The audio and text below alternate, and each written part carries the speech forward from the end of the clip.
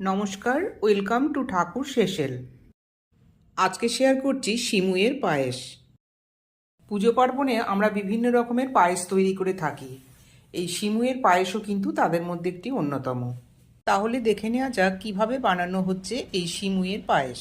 সিমুইয়ের পায়েস বানানোর জন্য 1 লিটার দুধ নিয়েছি। দুধটা ফুটিয়ে ঘন করে নেব।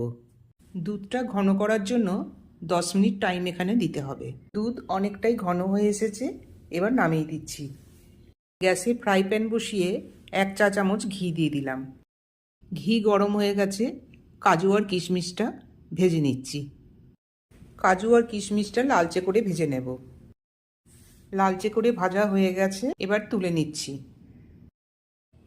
কাজু কিশমিশটা তুলে নেওয়ার পর আরও 1 চা চামচ ঘি ফ্রাই প্যানে দিয়ে দিলাম। ঘিয়ের মধ্যে দিয়ে দিলাম 2টো তেজপাতা। এবার ভেজে নেব সিমুইটা। সিমুই বাজারে কাঁচা এবং ভাজা দুরকমই পাওয়া যায়। যদি ভাজা সিমুই ব্যবহার করেন তাহলে আর নতুন করে ভাজার দরকার নেই। সিমুইটাও লালচে করে ভেজে নেব।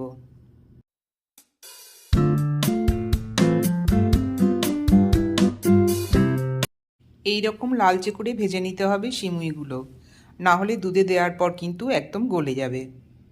সিমুইগুলো এবার তুলে নিচ্ছি। আগে থেকে যে দুধটা ফুটিয়ে ঘন করে রেখেছিলাম সেই দুধটা এবার ফ্রাই প্যানে দিয়ে দিলাম। দুধটা আরও একটু ফুটিয়ে নেওয়ার পর ভাজা সিমুইগুলো দিয়ে দেব। ভাজা সিমুইগুলো দিয়ে দিচ্ছি। সিমুইটা দেওয়ার পর দুধটা কন্টিনিউ নাড়িয়ে যেতে হবে, না হলে কিন্তু নিচে লেগে যাওয়ার একটা সম্ভাবনা থাকে। খুবই সামান্য পরিমাণে নুন দিলাম। মিষ্টিটা ব্যালেন্স করার জন্য একটু নুন এখানে ব্যবহার করলাম। ভেজে রাখা কাজু আর কিশমিশগুলো দিয়ে দিচ্ছি। 2 টেবিল চামচ চিনি দিলাম।